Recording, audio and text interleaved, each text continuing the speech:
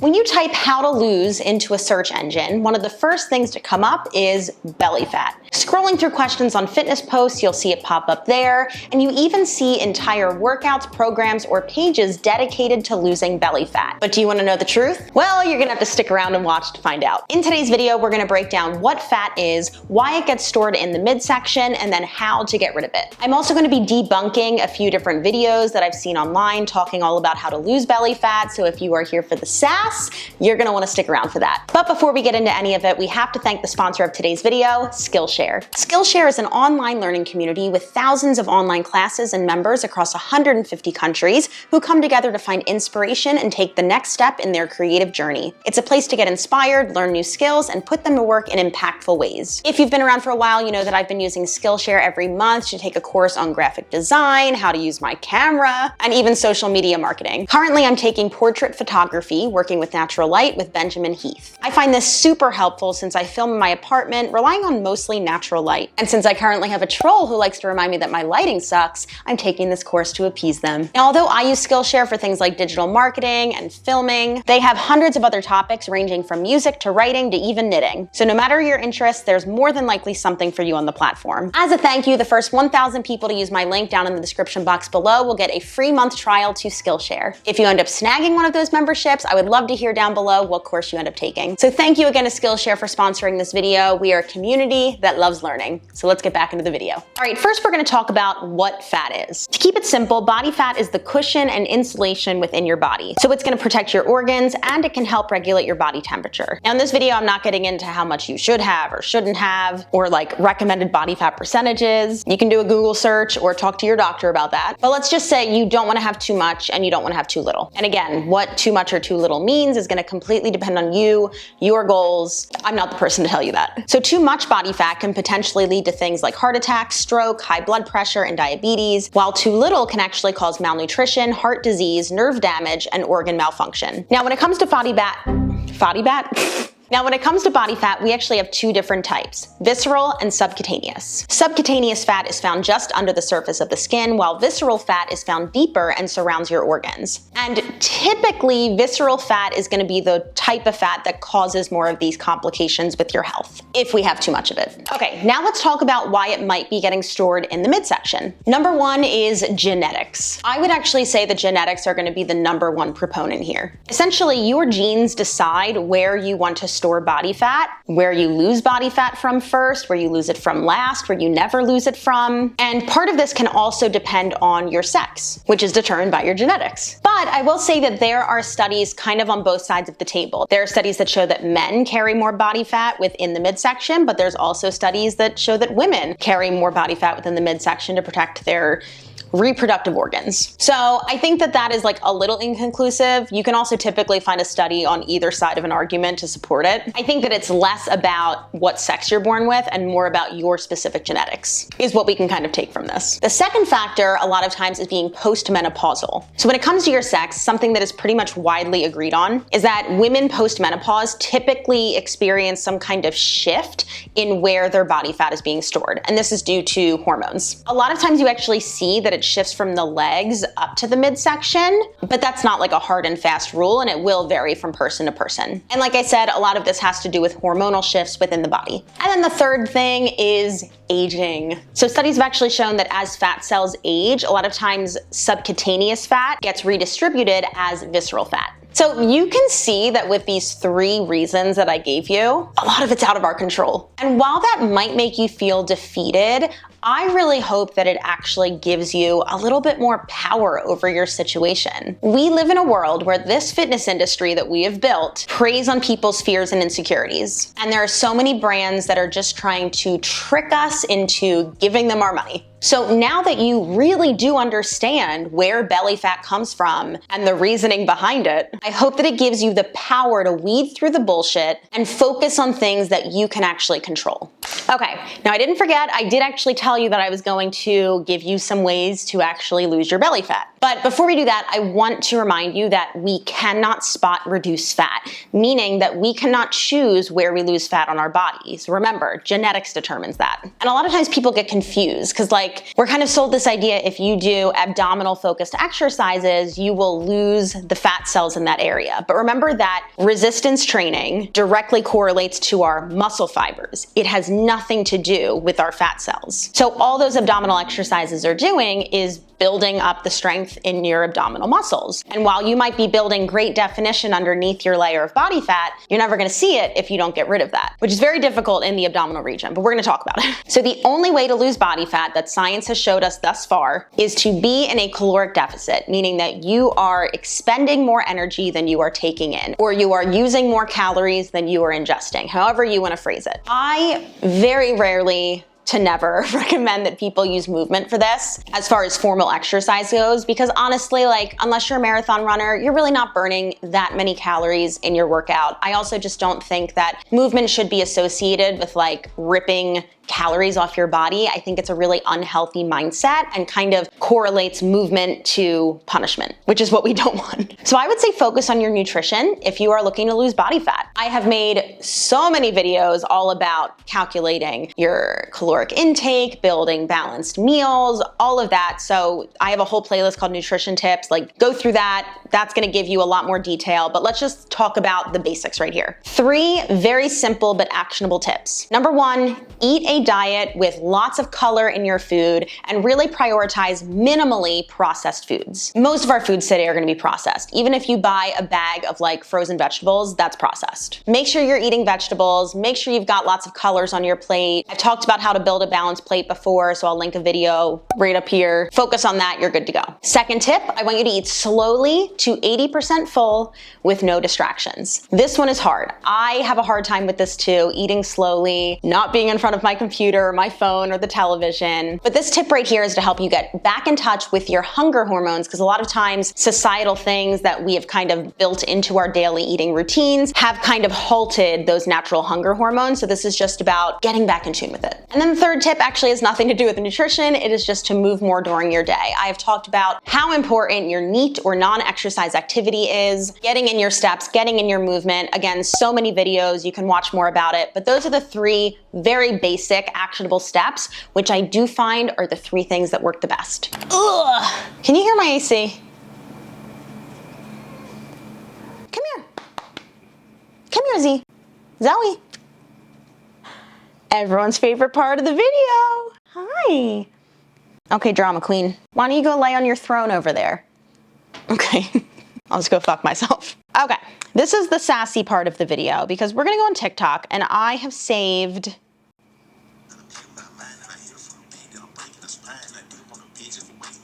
I got distracted. Okay, so I've saved 5 different videos that talk about losing body fat specifically. Let's look at this first one.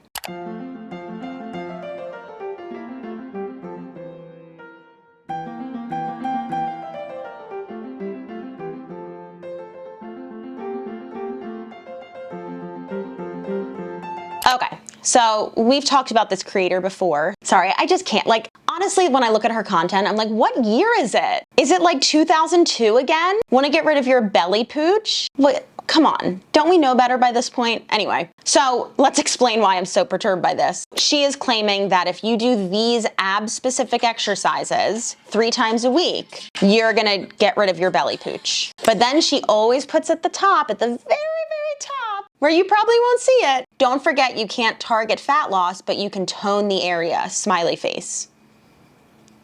What does that even mean? You can't target fat loss, meaning you can't spot reduce where you lose fat, okay, but you can tone the area.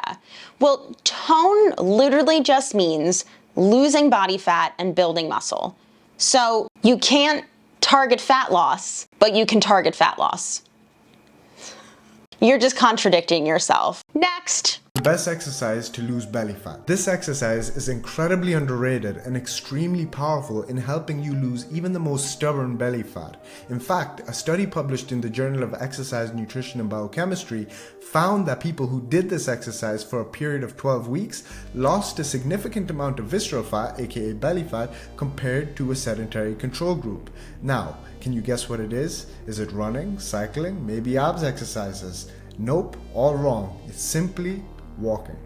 He's not wrong. I've talked about it so much before. Get your steps in, get your movement in. I agree with this for the most part, and he's so right. There are so many studies to back this up. But really what we're talking about is just exerting more energy than you're not exerting, right? Like you can do it in the form of walking, running, swimming, biking, hiking, cleaning your apartment, like it really just comes down to energy out. But I appreciate the message, and for the most part, I 100% agree with this. Also, I like that he's using kind of the same clickbait as me, where he's like, this is how you lose belly fat. And then he's like, you can't target it.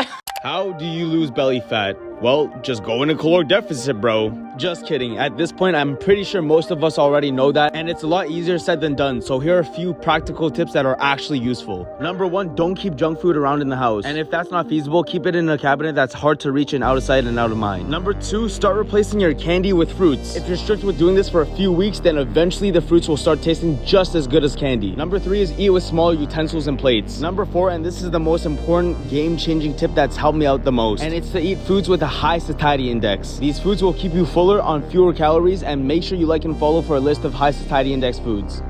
I have to watch it again because I'm too distracted by all of like the body checking and the squeezing and the, okay, that's a lot. Okay, so 4 tips to lose belly fat. Now that we've gotten over whatever this is. Well, just go in a caloric deficit, bro. Okay, let's actually talk about this first, because I do see a lot of this kind of tossed around on the internet where it's like people get annoyed when fat loss is explained to them as being in a caloric deficit or calories in versus calories out. And I understand the annoyance to a point, but then people take it and they twist it into that doesn't work. No, it does work. The issue is that these people aren't giving you actionable steps of how to do it, because all these people really kind of explain is like eat less, eat less, eat less, which isn't necessarily going to help you in the long run. I actually made a whole other video where I like debunked TikToks that talk about how like caloric deficits don't work. So I fall right in the middle. Like, yeah, just saying go in a caloric deficit, like that's not super helpful. But on the other end of the spectrum, saying like caloric deficits don't work, like no, you. So I'm right in the middle. Anyway, so I understand the message that he's saying, but I'm also so distracted by him just pinching his midsection. Number one, don't keep junk food around in the house. And if that's not feasible, keep it in a cabinet that's hard to reach and out of sight and out of mind. I actually like this tip. Personally, if I have food in the house that is kind of like a trigger food for me, so really highly palatable like sweets or savory things, I just don't buy them because I know myself, and I don't know. I think that this is something where people disagree with me sometimes, where they're like, well, you're restricting. And it's like, I'm not restricting, because if I want it, I'll just go to the bodega next door and get it. I'm just kind of putting roadblocks in my way so that I give so I give my brain the chance or the opportunity to really ask myself, like, do you really want this? Because if it's too easy to get, which again, it's easy enough to get. I live next to a freaking bodega. I'm just putting that hurdle in the way of like, oh, now I gotta put on pants and I gotta put on shoes and I gotta get my wallet and I gotta go downstairs. And like, that usually is enough of a hurdle for me to go, I don't really want this right now. But if I really, really want it, I'm gonna do it. But then the high cabinet thing, like that's another great trick. Again, I think that putting roadblocks in your way is not necessarily restriction. I think that it is simply giving your chance, why do I keep saying it wrong? Your brain a chance to check in with your cravings and go, is this physical hunger or is this emotional hunger or habitual or whatever you want to call it? So I actually think that's a good tip. Number two, start replacing your candy with fruits. If you're strict with doing this for a few weeks, then eventually the fruits will start tasting just as good as candy. I don't think fruit's ever going to taste just as good as candy. I think what he's saying is that like sometimes your palate can change, which is 100% true. Like if you replace your candy with fruits, you're probably going to then go back to the candy and be like, whoa, that's really sweet. I would say instead of like telling yourself that you can't have the candy, maybe having fruit first and then checking in and being like, do I still want the candy? And if you still want the candy, give yourself an appropriate serving size and then see how you feel. But a lot of times if we, again, taking that time to check in with your rational brain, a lot of times you'll find that you will not choose the thing that doesn't serve your goals. Number 3 is eat with small utensils and plates. Eat with small utensils and plates. Okay, that's the whole thing of like, if it's a big plate, you're gonna fill it up bigger. I would actually recommend instead just people understanding proper serving sizes for their goals and for their body. So I use the hand method all the time. I'm not gonna go through it in this video because I've talked about it so many times. And that's from Precision Nutrition. But instead of relying on having small plates all the time, I would just rely on literally using your hand for servings. But again, it's a fine tip. Number 4, and this is the most important game-changing tip that's helped me out the most, and it's to eat foods with a high satiety index. These foods will keep you fuller on fewer calories, and make sure you like and follow for a list of high satiety index foods. That's such a stupid way. Like, when people just reinvent things to like, whoa, make it seem like this amazing thing. High satiety index foods. I've never heard of that before. dude, it's just like eating foods with fucking fiber in it. And again, this just like, keep it simple. It comes down to just understanding how to build a plate. Things with fiber, your fruits, your vegetables, your whole grains, they're going to be more satiating or keep you fuller longer because that fiber is going to slow the absorption of the food into your system. I'm really making that simple to understand. So if you're like, that's not exactly how that works, relax. And then making sure you have protein. Again, same thing. High satiety index. My God, bro, relax. Overall, actually pretty good tips. Still kind of overcomplicating it, and also the pinching of the midsection is so distracting. Okay, we got 2 more. Here are the best exercises to lose unwanted belly fat and shrink your waist. Believe it or not, ab exercises will not help you burn belly fat. Focus more on compound exercises that target your back. Compound exercises burn more calories than any ab workout or isolation movement. You focus on toning and building more muscle in your back, you give your body an illusion of a smaller waist. I feel like this entire video, I was like, like, it was like, I think you're on the right track, and then you completely fuck it up. Okay, number 1, I cannot with these men who are women's fit coaches, like women's health specialists, and you're a man. Why? You know what? I'm gonna be a men's health specialist. How about that? I'm gonna specialize in men. How fucking stupid does that sound? Never in your life would you actually see a woman pulling this bullshit. You see it all the time too. If you see a man who is a women's fitness specialist, run. They might know what they're talking about, but I cannot support the fucking misogyny in that. Okay, anyway, sorry.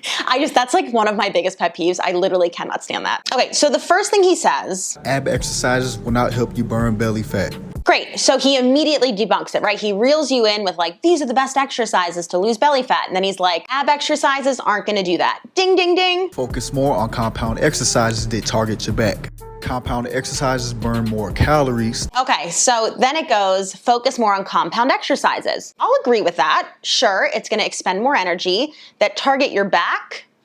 Why your back? Focus on toning and building more muscle in your back. You give your body an illusion of a smaller waist. So now it's that thing of like, we're not actually gonna lose body fat. We're just gonna give the illusion for aesthetics that you have a smaller waist. And it's like, well, we've completely negated the health issues with having too much visceral fat. I don't think there's anything wrong with training for aesthetics. I do not think that at all. If we're only training for aesthetics and not for health, like it's not the same thing. This is stupid. Charles, you suck. All right, last one.